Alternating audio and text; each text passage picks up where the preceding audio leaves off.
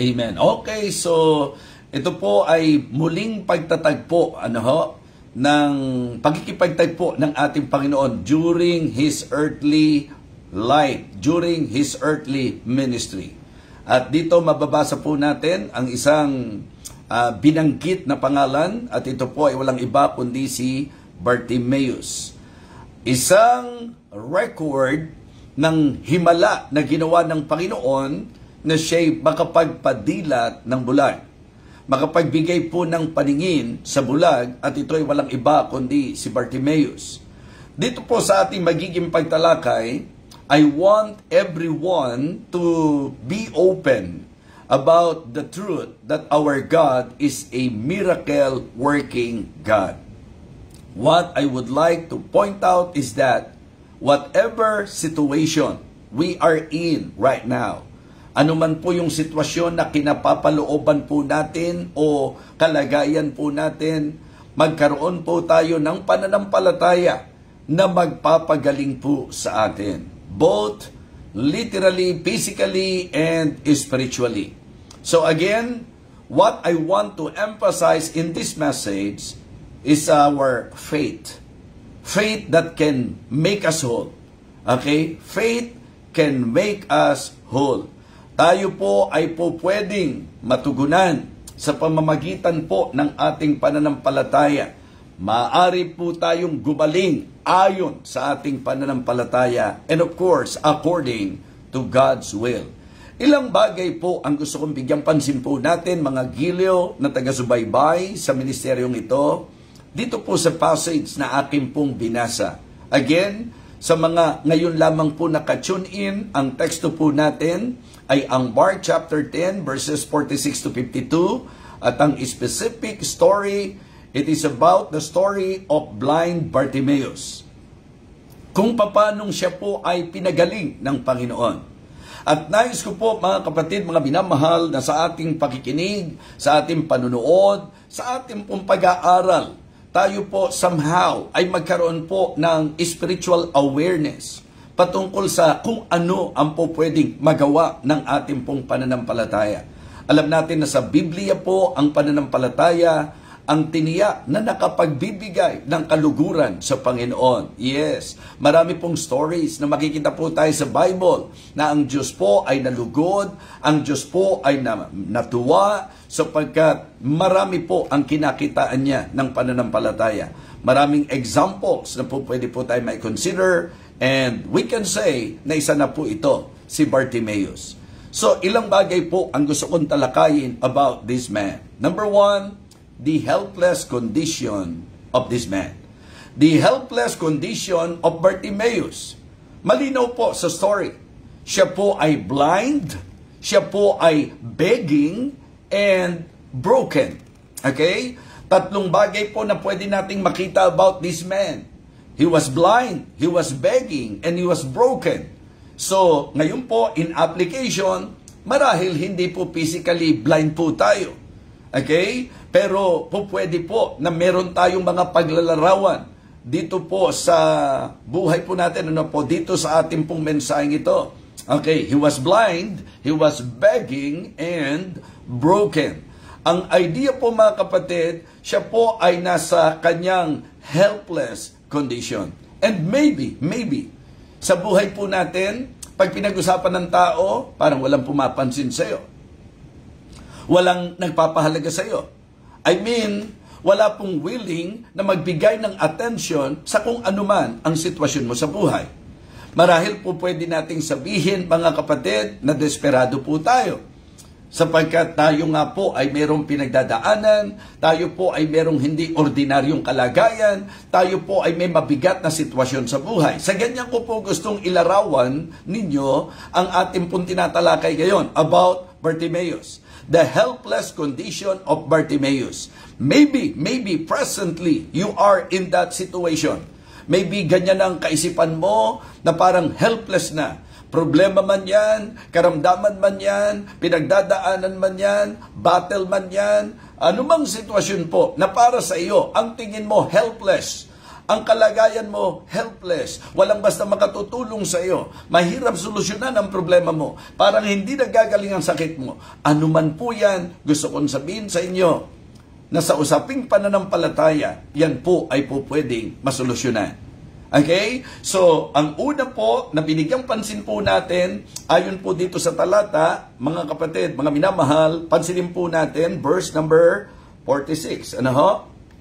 Mark chapter 10, verse 46.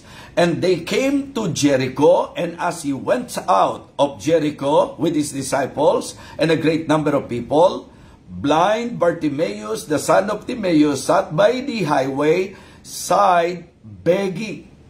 Okay? And when he heard that it was Jesus of Nazareth, he began to cry out and say, Jesus, thou son of David, have mercy on me. So imagine, siya po ay nasa highway. Ano po? Ang sabi, nasa highway side begging. Meaning, daan-daanan siya ng mga tao. Kung tutusin, marami ang nakakakita sa kanya. At yun po yung isang mahirap na sitwasyon. Marami ang nakakakita pero walang pumapansin. Sa kanyang kalagayan, sa kanyang kondisyon, lumalabas na helpless po ang kanyang kondisyon.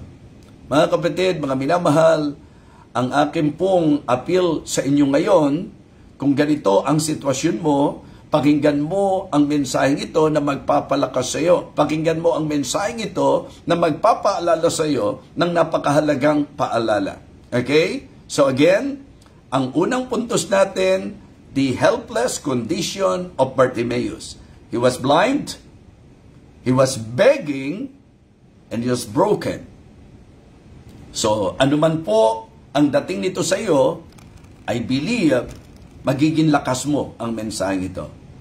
So, bigyan muna po natin ng pansin sa ikalawang puntos ng mensaheng ito, the humble cry of Bartimaeus. The humble cry of Bartimaeus. Dahil siya po ay nasa ganung kalagayan, parang wala na pong pag-asa, kung tutusin, helpless, hopeless, sapagkat disregarded po siya, wala pong pumapansin sa kanya, pero makikita nyo po na ang storya sa reality of life, maaring helpless ang kondisyon mo, pero ibang usapan pag pumasok na po ang Panginoong Jesus sa storya. And here we can see na ito pong bulag na ito pong si Bartimaeus, when he saw Christ, he cried aloud. Siya po ay nanangi, siya po ay tumawag. At ang sabi po, have mercy, thou son of David. Jesus, thou son of David, have mercy on me. So ilang bagay po ang magandang mapansin po natin patungkol sa naging daing at panawagan po nitong si Bartimaeus. At ito ay po pwedeng makatulong po sa bawat isa na kung tayo man po ay nasa sitwasyon na tayo po ay bulag, na tayo po ay talagang, nasasabihin natin, nasa nakakaawang kalagayan, okay, tayo man po ay broken, mga kapatid, gusto kong makita nyo na ang solusyon ay ang pagtawag. Ito po ay ang ating pagtawag sa Diyos. Yes, anuman ang kalagayan mo, anuman ang sitwasyon natin, mga kapatid, we can cry to the Lord. Amen? Pwede po tayong tumawag sa Kanya. We can call on Him, we can cry on Him, and we can count Him. Ibig sabihin po, mga kapatid, we can come to Him anytime at talagang pwede mo siyang panghawakan. So I want to give, sabihin natin some points about the cry, the humble cry of Bartimaeus. Para sa akin po, ito po ay recognizing cry. Ito po yung masasabi nating daing, o ito po yung tawag na mayroon pong pagkilala. Kasi very specific Ang sabi po niya, Jesus, thou son of David. Ang ating pong panalangin ay isa sa paraan ng pagpapakita po ng pagkilala. Pagka nagpe-pray po tayo, dapat po ang dating nito, kinikilala po natin, yung tinatawagan po natin. Kumbaga sa idea po, sa usaping pananampalataya, make sure na kapag ka lumapit ka sa Diyos, kikilalanin mo na siya talaga'y Diyos. Remember that? In Hebrews chapter 11, verse number 6, Hebrews chapter 11, verse number 6, ang sabi po, for without faith, it is impossible to please God.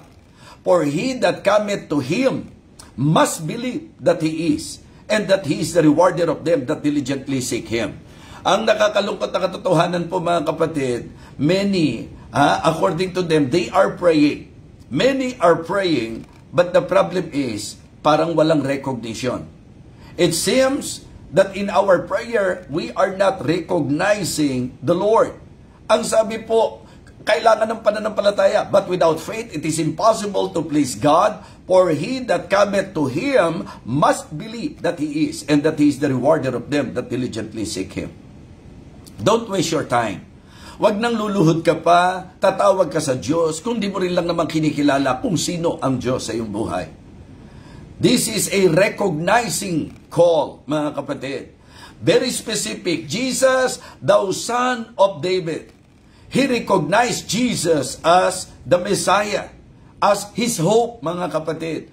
Sana ganun po tayo. Pagkalalapit po tayo sa Panginoon, kinikilala natin na sa ating helpless condition, siya po ang ating saklolo. Siya po ang ating pag-asa. Ganun po dapat. Diba? Wag na wag po tayong tatawag sa Diyos kasi parang para sa akin po, nagdaragdag lang ng weight ng ating pong kawalan ng pananampalataya kung lumuhod pa tayo, tapos nag-google tayo ng time, pero duda rin lang naman tayo sa Kanya. Make sure na kapag ka tinawagan mo siya, yan po ay pagtawag na may pagkilala na sa kalagayan mo, ikaw ay 100% convinced na wala mang magawa ang tao, na hindi ka man matutulungan ng tao, pero may Diyos na po pwede mong panghawakan na makakatulong sa iyo. Amen? This is a recognizing call or cry. Ito po ay daing nakakadamahan po natin, kakikitaan po natin ng pagkilala. So mga kapatid, mga minamahal, kinikilala po ba natin ang ating pinapanalanginan? Kinikilala po ba natin ang ating tinatawagan? Are we recognizing God in our lives? It is very important to always recognize Him. Sa dami ng mga tao, mga kapatid, sa dami po ng mga po pwedeng nagdaraan sa Kanya, nakakakita sa Kanya, mga kapatid, mga minamahal na bigyang pansin ang ating pong, ng ating pong pinag-aaralan ni Bartimaeus. Paano po yun? Di ba bulag siya? Mga kapatid, yun po ang gusto kong bigyang liwanag po sa bawat isa sa atin. Diba? Ito pong ating pong napag-aralan o pinag-aaralan ay isang magandang pagpapaalala, mga kapatid, na ang mga bagay na naririnig natin tungkol sa ating Panginoon ay dapat mabigyan natin ng pansin sa ating buhay, mga kapatid. Maliwanag po na dito po sa banal na kasulatan, nung kanyang narinig na ito po'y si Jesus na taga Nazaret. Di po ba? Nung narinig po niya na ang nagdaan ay ang ating Panginoon, ano po ang sabi ng Bible? Ang sabi po, He cried aloud. Diba? Right away, He cried aloud. Kumbaga yung kanyang helpless condition, yung kanyang hopeless situation, nung marinig niya ang Panginoong Jesus, na-realize niya na may pag-asa. Mga kapatid, mga minamahal, isang bagay na gusto kong sabihin sa inyo, na ang usapang pananampalataya ay nanggagaling sa pakikinig. Siyempre po, ng salita ng Diyos, to be more specific. And then, ito pong bulag na ito pong si Bartimaeus, nung narinig niya ang pangalan, ang patungkol sa ating Panginoong Jesucristo, he cried aloud. At siya po ay talagang nagbigay ng kanya pong expression ng paghahangat na siya po ay gumaling. This is a recognizing cry, mga kapatid. And we can also say that this is a reverent cry. Hindi lang may pagkilala, kundi talagang pansinin niyo po, ang sabi niya, have mercy on me. Ito po'y magandang paalala sapagkat kung tayo man po ay nagsasabi na tayo po'y tumatawag lagi sa Diyos, mga kapatid, kamusta po? Naalala niyo po ba yung storya nung Pharisee and publican when they approach our Lord? Okay? Pareho po sila. Sila po'y humarap sa Panginoon.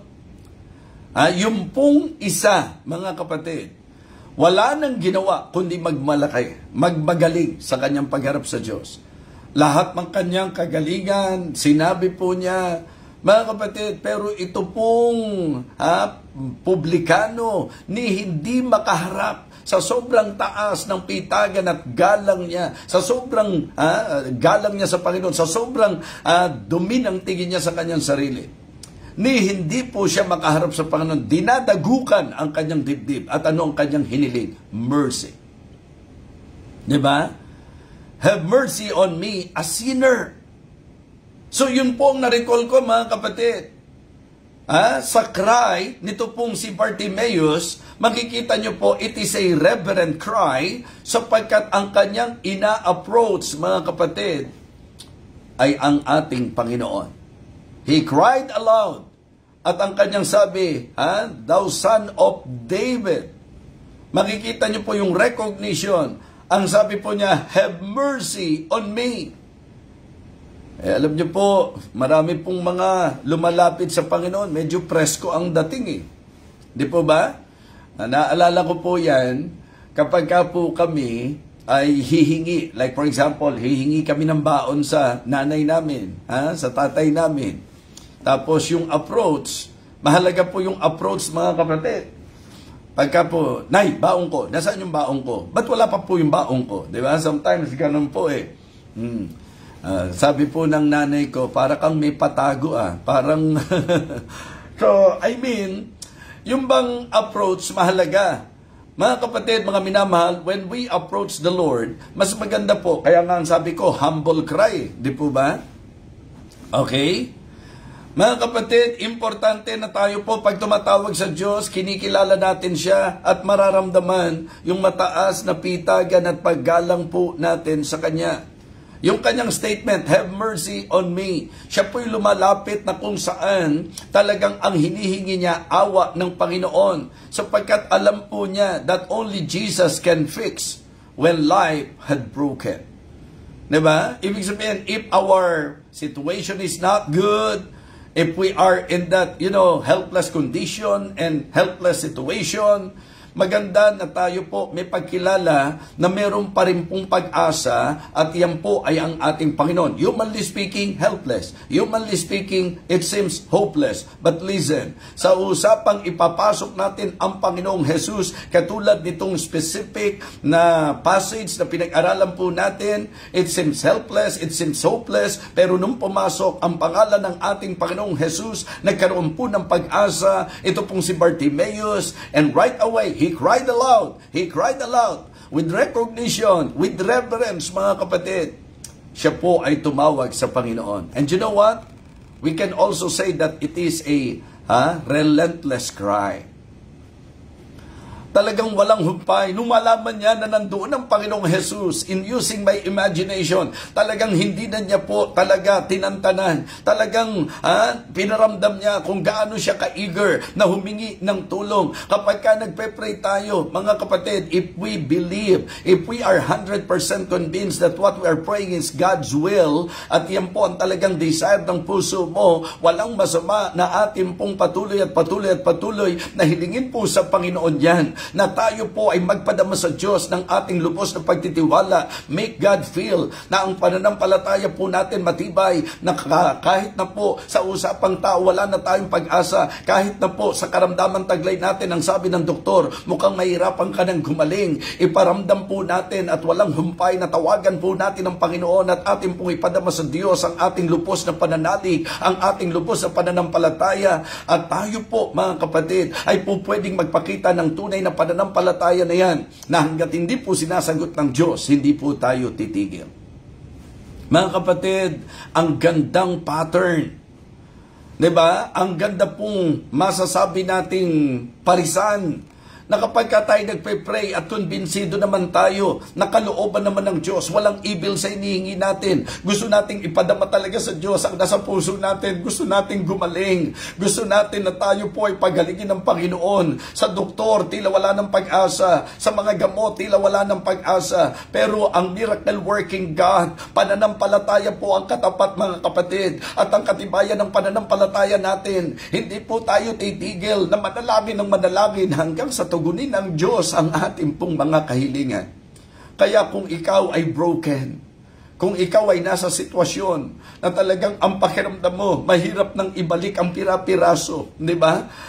Ng iyong buhay. Kung ang tingin mo, ikaw ay talagang bagsak, kung ang tingin mo, talagang ikaw ay sobrang discouraged, na talagang sa usapang tao, parang hopeless na, maniwala at tiwala ka na may Diyos na po pwedeng sumaklolo sa iyo, tumulong sa iyo. At sa usapin ng pananalangin, sabi ko nga po sa inyo, wag yung kapag hindi po nasasagot ang prayer natin, nagtatampo pa tayo sa Panginoon. No, hindi po dapat, mga kapatid. Don't you ever do that. Why? Because God knows when is the right time. God knows kung kailan, kung paano. So, ang dapat lang po sa bahagi natin, tiwala. Kasi nadidisplease ang Diyos kapag ka nagdududa ka. Nadidisplease ang Diyos kapag ka nagdadalawang isip ka. Mga kapatid, kung ikaw ay broken-hearted, God can heal you. Kung ikaw ay talagang masasabi nating desperate, talagang sa Diyos ka kumapit, sapagkat sa Diyos, laging may pag-asa, mga kapatid. Huwag tayong makinig sa kasinungalingan ng dyablo. So it is a recognizing cry. It is a reverent cry. It is a relentless cry.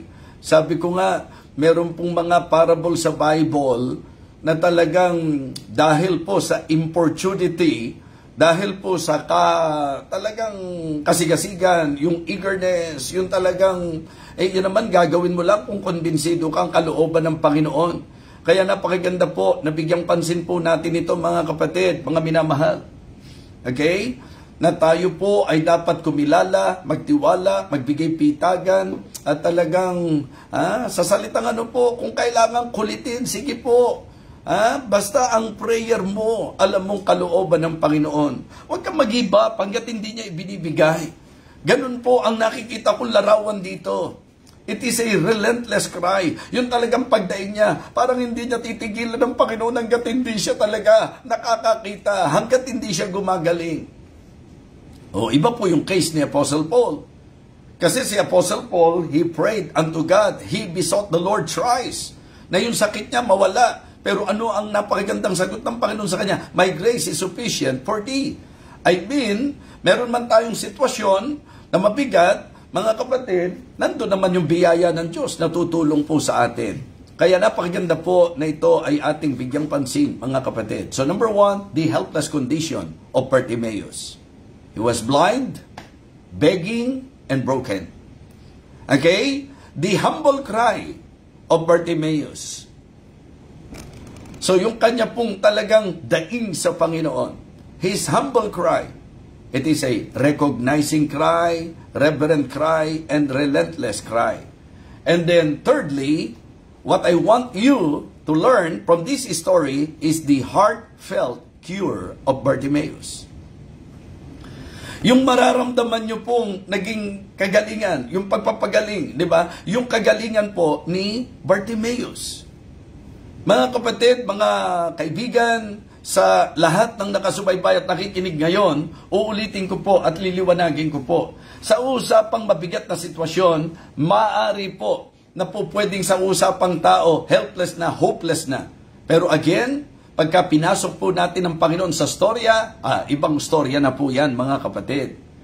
Kaya ang gusto kong bigyang pansin natin, number 1, dito po sa heartfelt cure is the heart of the Savior. The heart of the Savior. Mga kapatid, mga minamahal, alam natin ang tawag sa Kanya, compassionate Savior. Caring Savior. Ang isang matamis na bahagi ng storyang ito, yung bang buhay na walang willing magbigay ng atensyon, walang pumapansin sa iyo.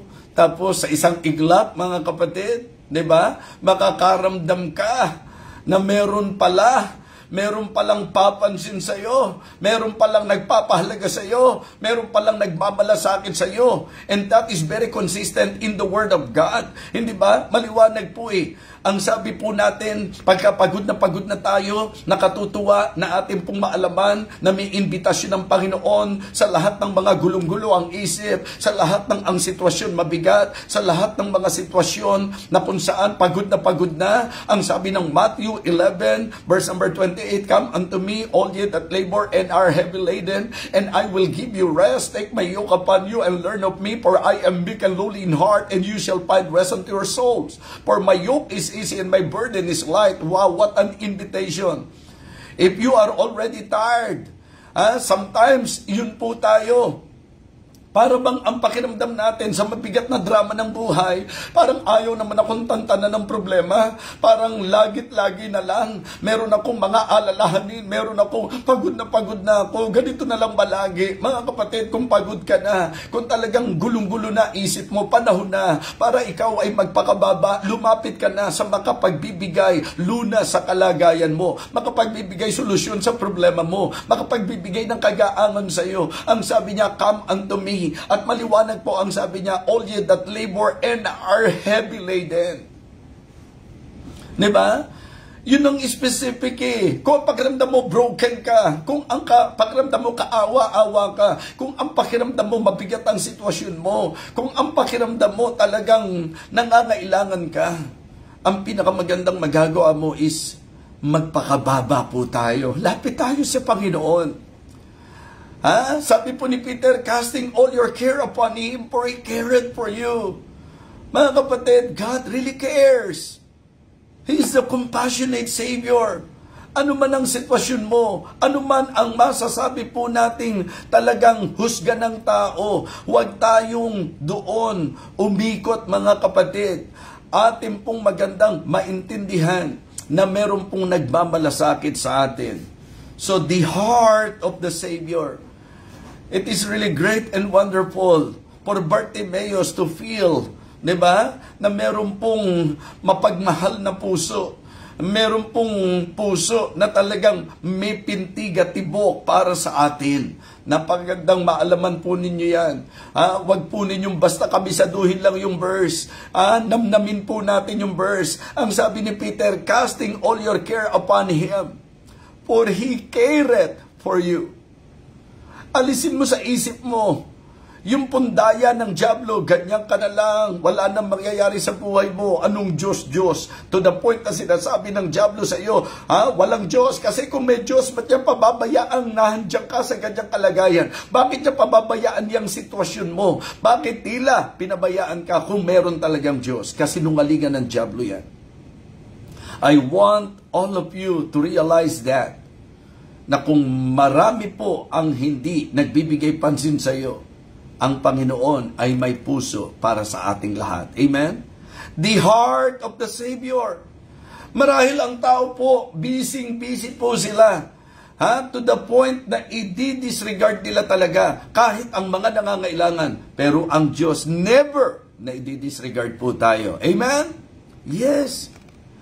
He is always there, hearing every prayer, faithful and true, walking by your side. In His love we hide all the way through.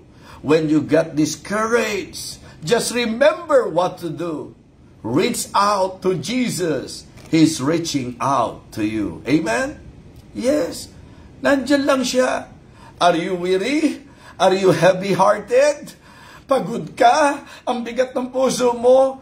Tell it to Jesus. Come to Him. Like Bartimaeus, he cried aloud, "Have mercy on me."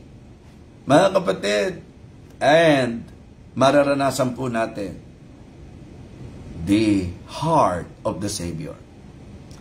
Of course, it is also good na makita natin sa heartfelt, di ba? Masasabi nating cure sa talagang mararamdaman natin sa nangyari po kay Bartimaeus, the heart of the Savior, the help of the Savior. The help of the Savior. Mga kapatid, kapag tayo po may mga matitinding bagay sa buhay na kailangan natin ng saklolo, meron tayong Diyos ng laging saklolo. Meron tayong Panginoon ng laging saklolo. We can cry for help. Diba? Ang sabi po, I will lift up mine eyes unto the hills, from whence cometh my help. My help cometh from the Lord, which made heaven and earth. Importante po sa akin na alam ko yan, na meron pong saklolo, meron pong tulong mula sa Panginoon. And then the healing of the Savior. The heart of the Savior, the help of the Savior, and the healing of the Savior. Well, please understand that I need to tell you this. Nowadays, may mga tao po na medyo naa-attract dahil sa mga offer na pagpapagaling ng mga so-called Christian group. Na hanggang ngayon, iyon po ang kanilang pang-attract sa tao. Mga kapatid, nung panahon ng ating Panginoon, maging ng mga apostol, ang isa sa pamamaraan para magpakahayag ang Diyos sa kanila at papatunayan na Diyos ang nagsugo sa kanila, nagbigay ang Panginoon ng mga temporal sign gifts at isa po dyan ay ang pagpapagaling, ang kakayahang magpagaling. Kasama po yan sa line-up ng temporal sign gifts na binanggit po sa banal na kasulatan. Ang ibig nyo pong sabihin, wala na pong healing ngayon? Kung ang pag-uusapan po yung healing na manginginig yung mga nagsasabing gagaling-gagaling, wala na po yan. Directly, I believe God can heal us. Okay? Kasi po kung ikukumpara nyo, malaki po ang difference. I still believe in healing. Hindi po sa divine healer. Okay? Divine healing. I still believe that. Please don't get me wrong. Hanggang ngayon, naniniwala ako na ang Diyos natin nagpapagaling. Walang moment, mga kapatid, na hindi po ako naniwala dyan. Mula noon, sa Old Testament, sa New Testament, sa panahon natin ngayon, nananatili po ang aking paniniwala sa pagpapagaling ng Panginoon. Pero yung operation ng Panginoon, kasi yung iba po, gagamitin po yung maling verse. Jesus is the same yesterday, today, and forever. Hindi naman po si Jesus ang pinag-uusapan natin. Yung paraan ng kanyang operation, di ba? Yung dealing niya sa tao. Malinaw naman po yan sa Hebrews chapter 1, na siya'y nangungusap sa iba't ibang panahon, sa iba't ibang paraan. So, meron pong pamamaraan na ginagawa ang Panginoon. Yung ginawa po niya, yung mga kaparaanan niya ng Old Testament, yung kaparaanan niya nitong New Testament, yung kaparaanan niya sa panahon po natin ngayon, siya po hindi nagbabago. Ang Panginoon po, yan po, kung forgiving siya noon, forgiving pa rin siya ngayon. Kung nakapagpapagaling siya noon, nakapagpapagaling pa rin po siya ngayon.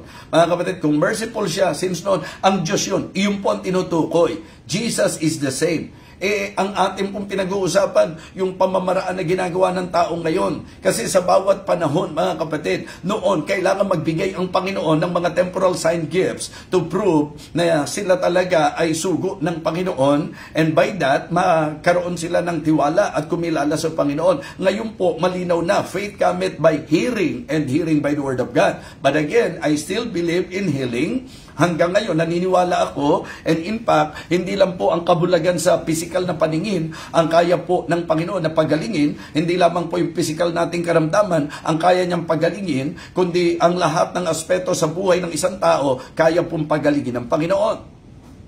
It is good to realize the heart of the Savior, the help of the Savior, and the healing of the Savior.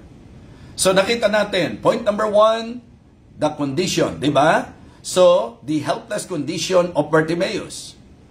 The humble cry of Bartimaeus. The heartfelt cure. Gumaling po siya, di po ba? Gumaling po siya. Pinagaling siya ng Panginoon. At ano po ang sabi ng Panginoon? Thy faith hath made thee whole. So, mga Kristiyano, mga kapatid, sa anumang sitwasyon natin sa buhay, malaki ang kinalaman ng tiwala, pananampalataya sa Diyos. Binigyan po ng emphasis ng ating Panginoon, thy faith hath made thee whole. So kaya nga ang title natin, Faith Can Make Us Whole. Kaya tayong pagalingin ng pananampalataya po natin. And when we say pagalingin, not just the physical blindness or physical illness, mga kapatid. spiritual, emotional, anuman ang sakit natin mga kapatid, kaya pong pagalingin ng Panginoon yan. Ngayon, ito na po ang punto, matapos po siyang gumaling. After He experienced the miraculous healing, mga kapatid, ng ating pong Panginoon, ano na po? Makikita nyo po, the heavenly course of Bartimaeus. Yung naging takbo niya po, mga kapatid, alam nyo po, after you experience the miracle of God in your life, magandang matanaw din po natin sa storya kung saan ka napatungo. Now, dito po sa ating pong teksto, sa talata po natin ipinakita, and he followed Christ, mga kapatid. Sumunod po siya sa Panginoon. Tama po ba? Yun yung eksaktong sinabi po. Balikan natin. Verse 51. And Jesus answered and said unto him, What wilt thou that I should do unto thee? The blind man said unto him, Lord, that I might receive my sight. And Jesus said unto him, Go thy way. Okay? Go thy way. Thy faith hath made thee whole. Anong sabi ng huli na bahagi po ng talata? And immediately he received his sight and followed Jesus in the way. I want all of you to notice that. And followed Jesus on the way. Naalala ko po yung lame man sa Acts chapter 3, na sa matagal na panahon lumpo siya sa isang iglap, sa kapangyarihan ng Panginoon kay Peter and John, nakalakad po ang lumpo, at alam niyo po, marami po ang binigyang pansin doon, yun lang po nakalakad siya, yung healing lang po mga kapatid. But you know, ako po'y after you experience. Ano na ang mangyayari after you experience healing, after you experience God, after you experience the miracle of God in your life, after you met the Christ, ano na ang sabi? Alam niyo ang ginawa po nung lumpo? Pumasok na kasama ni Peter and John sa temple, walking and leaping and praising God. Dito po mga kapatid, and immediately, tinanggap niya ang kanyang paningin, and you know what? Binigyan po ng emphasis, and followed Jesus Christ. Siya po'y sumunod sa Panginoon. Mga kapatid, mga minamahal, pagkatapos po nating maranasan ang Panginoon sa ating buhay, and even the miracle of God in our lives, ano na po? Saan na po tayo? Kamusta na ang direksyon natin? So, ang unang gusto kong makita nyo po rito, His choice. His choice. Sa kanyang naranasan, mga kapatid, ang kanyang naging choice ay ang sumunod sa Panginoon. Sometimes, it is very questionable for a man to claim na naranasan niya ang Panginoon sa kanyang buhay, pero hindi po niya choice na sumunod sa Panginoon. So, ang nakita po natin sa pangyayaring ito, yung kanyang naging makalangit na direksyon, yung makalangit na kurso, mga kapatid. So, yung kanyang choice is to follow Jesus Christ. Hindi ba? His choice. And followed Him. His changes, yung pagbabago. Mga kapatid, mga minamahal, ito po ay napakahalagang bagay na dapat nating i-consider. Diba? Sinabi natin, naranasan natin ang Panginoon sa buhay natin. Ang tanong, kamusta na po tayo ngayon? Meron po bang pagbabago? So, meron na naman po akong naalala. Ang naalala ko po, mga kapatid, yung pong Gadareno, yung Gadarene man, na nasa simenteryo po, nagwawawala, sinusugatan ng sarili. Nakikita ng mga tao kung gaano siya ka-wild, mga kapatid. Pero ano po ang nangyari? Ito po yung pinasok po ng masamang espiritu. At matindi po, legion po ang pumasok sa kanya.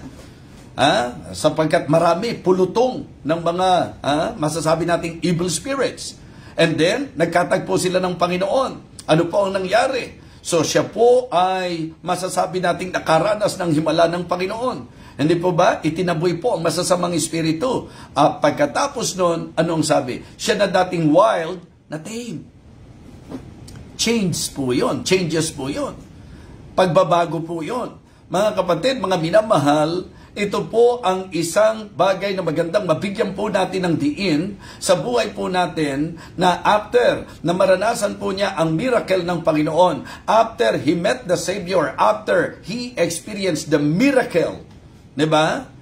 ang sabi po ng Bible, ang naging choice niya, sumunod sa Panginoon. So, changes. Ito po ang bagay na dapat natin pong mabigyang pansin sa buhay natin. Sinasabi natin, naranasan natin ang Panginoon sa buhay natin. Napapatunayan po ba yan ng ating choice? Napapatunayan po ba yan ng naging pagbabago sa buhay natin? And then, His commitment. His choice, His changes, His commitment. Nung siya po'y nakakita na, sabi ko nga, kung kayo po yung bulag na sa matagal na panahon, di kayo nakakita, baka ang mga nasa isip nyo, gusto ko, makita ko yung bansang ito, gusto ko, makita ko yung mga masasabi nating mga wonders of the world. Mga kapatid, ang kanyang naging choice, after na makakita po siya, ay ang sumunod sa Panginoon. Yan po ay isang kapahayagan ng talagang katotohanang naranasan niya ang Panginoon at naging mahalaga ang Panginoon sa kanyang buhay. Nakakalungkot isipin, may nagsasabi, iniligtas daw siya ng Panginoon, saved na raw po siya, pero hindi niya choice ang Panginoon. At walang pagbabago. Nung sinabi pong, and followed Him, sa akin po, nag-i-imply ito ng commitment. Mga kapatid, mga minamahal, napakagandang bagay, napakagandang lesson na pwede nating matutunan sa buhay po ni Bartimaeus. Again, ang binigyan natin ng pansin ay ang pananampalataya na ginamit ng Panginoon, na nakita ng Panginoon upang pagalingin siya. Okay? I am telling you this morning, faith can make us whole. And the good thing about the story of Bartimaeus, hindi lang tayo nag-usap sa physical na naging kagalingan niya. Even yung kanyang spiritual na buhay. Nakita natin sa ating pagtalakay. Okay? The helpless condition of Bartimaeus. The humble cry of Bartimaeus. The heartfelt cure of Bartimaeus. And the heavenly course of Bartimaeus. Ngayong sandaling ito, mga kapatid, nakita nyo ba ang halaga ng ating pagtitiwala sa Diyos? Nakita po ba natin ang importansya ng pananampalataya? So I am encouraging every one of you. Hindi natin masasabi kung ano ang kayang gawin ng pananampalataya. Opo, maaaring sa usapang tao, tanggap na natin na talagang may limitasyon ng tao, hindi na kayang pagalingin ng sakit natin o yung problema natin, parang ang tingin mo, wala ng tao na willing tumulong sa iyo. Well, ito po ang gusto kong maging encouragement. May Panginoon na pwede mo lapitan para sa tulong, basta tiyakin mo lang na kung lalapit ka sa Kanya, una, may pananampalataya. May recognition, may reverence, at talagang dapat po, mga kapatid, eagerly talaga, yung relentless cry, binigyan ko po ng pansin sa inyo. Mga kapatid, mga minamahal, anong pinagdadaanan natin ngayon?